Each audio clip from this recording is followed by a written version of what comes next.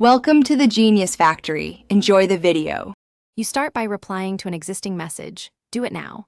Hover or long press the message, then choose Reply in Thread. This keeps conversation organized and reduces channel noise.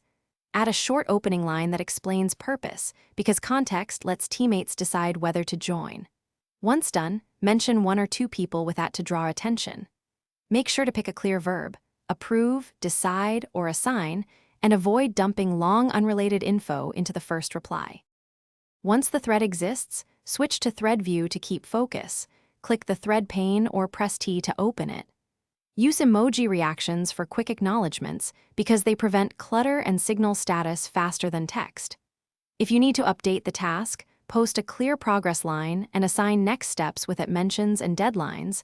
For example, I'll deliver draft by Friday. Make sure to edit any ambiguous messages immediately so the context remains. To finish a thread, post a brief summary that lists decisions, owners, and deadlines.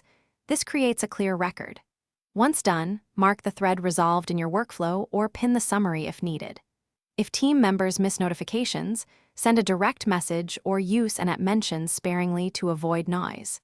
If threads don't appear for you, check notification settings and make sure Thread View is enabled. That single fix resolves most missing reply issues.